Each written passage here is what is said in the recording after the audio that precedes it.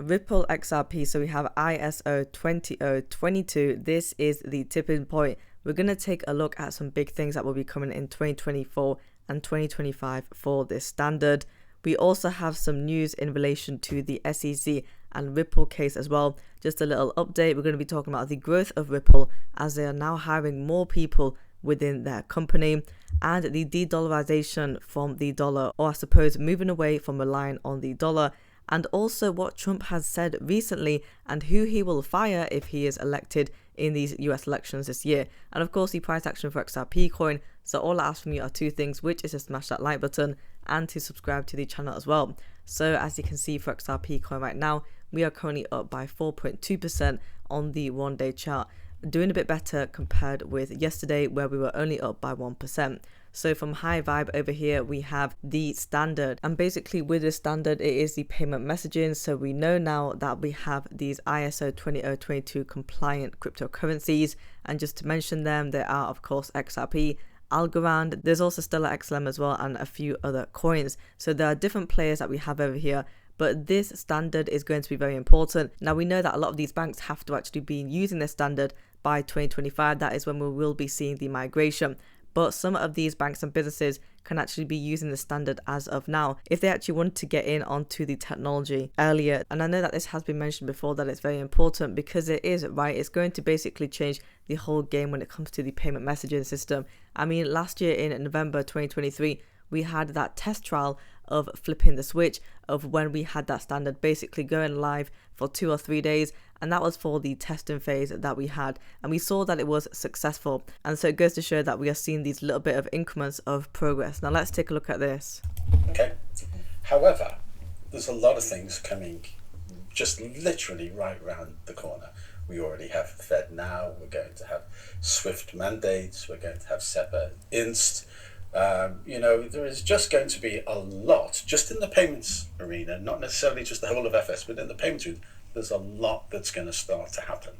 And the issue that we have there is actually when we have these dates, they always get tighter towards the end. Well, 2024 and 2025 is going to be the years we're going to have to do it. We already have 76 ISO 20022 clearings out there. However, we're now getting mandates, we're now getting industry change. As you say, it is the tipping point when next year, 2024, we're going to get busy with ISO 20022. Frankly, whether we like it or not. Restructuring of it, it really is very deep. Payments, I'm a payments guy, but, payments is not the be all and end all of banking, and it's just part of it, but all the other systems that are inside of the bank need to talk to the payment system, if you will. It's the bit in the very heart of it. So those things need to change too, otherwise you're just putting a layer, and you could argue you're just putting lipstick on a pig, and that's not what anybody wants to do. It might be what they have to do, but it's not what they really want to do. So it is effectively anything that touches payments needs to get changed. And I think the way to fix that in many ways is to automate. And the issue that we have here is effectively the testing and the validation of an ISO project. 30 to 50% of that is just in the testing piece. Well, if we could automate that, then you're going to save yourself an awful lot of time and get those people customer facing. Unifits is saying, hey, look, we can get 80% of that testing and validation time down. So that allows you to read a lot quicker, do a lot more, but moreover, use those key skills with your customers rather than the internal battles that we all know happens with ISO 20022. And as well, don't forget that there will be advantages for the customers because we're going to be seeing improvements in the payments efficiency. And this basically means that the payments experience will be much better for the customers than what we originally have now. So it will be the faster payments, and the data that is in the ISO standard message will be able to help providing this payments efficiency by having these checks up front, and also have better reconciliation. And so that means the faster end-to-end payments that we have. So it's only the beginning when it comes to this standard. We have over here an update with the SEC and Ripple. Now it says over here that we have no settlement in sight. I mean, that could potentially be true because we have seen the SEC actually file a motion to compel, and unfortunately they have asked for more pieces of information from Ripple themselves, but Ripple do deem that to be unnecessary. Let's take a look at this. So it says over here that the SEC have asked for the financial statements from 2022 and 2023. Now personally, I believe that this is outside the scope of the lawsuit, and you can see over here that the initial complaint in December 2020, and that these years are even relating to what is going on in the lawsuit, and that would be a whole other separate lawsuit that the SEC would potentially want to go down on. So of course Ripple actually replied back to their motion to compel, saying that this information was not necessary. And you can see over here, if Ripple are able to prove those exemptions, then they might be able to significantly reduce potential fines. I mean, we've heard from John Deaton saying that these fines could be anywhere from $10 to $20 million. And whilst that may actually be a big number and sound quite extortionate to a lot of people, I mean, you do have to remember that Ripple currently right now have spent over $200 million just in this lawsuit alone. And so $10 or $20 million wouldn't be that much if they were able to actually get this lawsuit off of their backs. But we'll have to see how it goes. I mean, the 12th of February is the next date that we have for the remedies related discovery. So not too long now that we have for it, only 9 days left. Over here from XRP Drops, we have the growth of Ripple that we can see. I mean, Polygon Labs actually cut 90% of its staff, and so they were removing 60 jobs, which is actually quite a lot. Now Ripple's Labs is hiring all over the world, and they currently have 58 jobs open. I believe that Ripple is also looking to hire someone for their ETFs as well, so it goes to show that Ripple is growing. And we'll have a look over here on the website. We have 64 jobs, and some of them are based in London. We have New York, we've also got Switzerland, Singapore,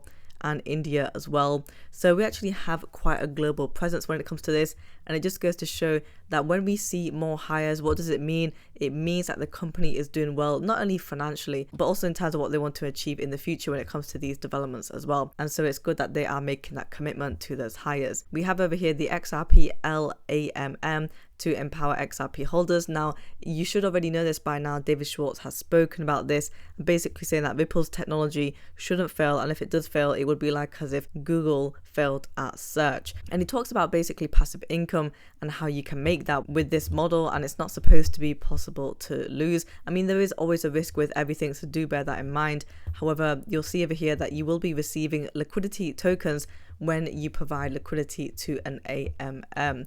But the thing is, it is important to mention that it cannot prevent or safeguard against a decline in your investment, and so it can go either way with the liquidity pool. So of course, the overall value of your position may be lower, but again, when it comes to higher risks, of course there are higher rewards. But he has said that the automated market makers are a game changer and can provide that passive income for XRP holders. From Mr. Mann, we have over here talking about the de-dollarization from the US, or actually just reducing the reliance on the dollar, because on Monday we had massive news that the UAE transacted the very first cross-border payment with China using a CBDC. Now we know that China is part of the BRICS alliance. I believe that the UAE just joined recently, and this was a total of $13.6 million that had been transacted. I think the original amount was roughly 30 million, but that was in the dirhams. And so this was accomplished using the M-Bridge platform. I mean, it is pretty big stuff, as we have actually seen sanctions being given to both Russia and China. They are moving away from that dollar, and they're trying to use a different currency. I mean, JP Morgan have stated that the US dollar will be remaining for quite some time now, and it will be holding its dominance for a while in the future. And so of course the US dollar will be having a strong hold. However, all of these countries are looking at that alternative. UAE initiated its first ever cross-border payment using the digital dirham on Monday. What's been the reaction to this? I think the future is going to be the digital payments. Let's go to a bit of a history how the digital payment started. It was a big push given by Bitcoin the first time, and that opened up significantly the market. Now, another country which has got a huge amount of digital payment is actually Nigeria. And interestingly, a lot of people over there use the mobile wallets provided by the telecom providers, and there's a huge amount of digital transfer payment that actually happens through there. Okay. So it is, as the internet has become cheaper, as everybody started to get mobile phones, and the convenience of not having to carry a currency note, instead you can just pay with your digital wallet. So this is something that's going to be, eventually you will see very few currency notes, and everything should become more and more digital. No. So in pandemic, there was a big push happening from a physical currency node, because you're always worried, oh, who does that node, that I am touching it, whether the virus is coming on with it or not. So there was a big push that happened onto the digital currencies.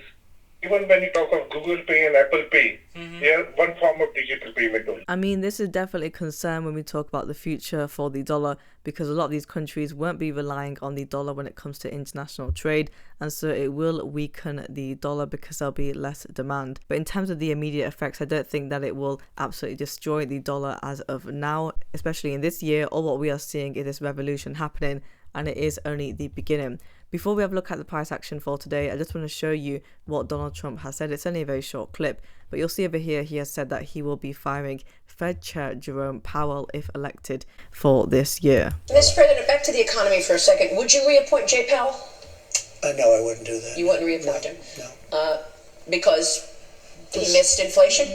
He did miss, but no, I wouldn't be inclined. Who's your choice for Fed Chairman? I would have a couple of choices. I can't tell you now. I mean, a few people have been criticizing Jerome Powell in terms of the interest rates, and he actually did raise the Fed balance sheet by roughly $5 trillion, and that he actually should have raised the interest rates earlier back in 2021 instead of doing it all in one go. And we also know that Janet Yellen is pretty much deluded because she says that the US debt is sustainable, and so you'll see over here from Chad, he says that Janet has to also go as well. For the price action for XRP coin, you can see we are currently trading at 0.5205. We are up by 3.95% on the one-day chart. We are doing much better compared with yesterday's performance. On the 24-hour volume, we are up by 12.28%. So in the earlier hours of the morning, we were trading at 0.5065. We are up by 2 cents now. Pretty nice. You can see this is where we made that upward move. So on the 7-day chart, that means that we are down by only 1.76%. And the price action is pretty choppy. It's not really consistent, right? On the 29th of January, we were at 0.5379. On the 30th, we were at 0.5317. Now, this is where we hit below that 50-cent mark. We actually went to 0.4905 on the 1st of February. We did make some recovery over here to 0.5084. And then we were pretty much the same as with yesterday at that 50-cent mark. But we have made that 2-cent move. Now, the price target I'm looking for XRP coin is 53 cents. On the 1 month chart, we are down by 8.31%. But we do need to find that support level for 53 cents. We don't want it to hit 53 cents and then go back down again to 50 cents, because that's not good to be able to provide that steady price action for XRP. At the moment, it is pretty much all over the place. We're only making small swings. It's not like as if it is that large, and at least we didn't break that 48-cent mark. Guys, if you want daily Ripple XRP coin news, subscribe to the channel and like the video as well.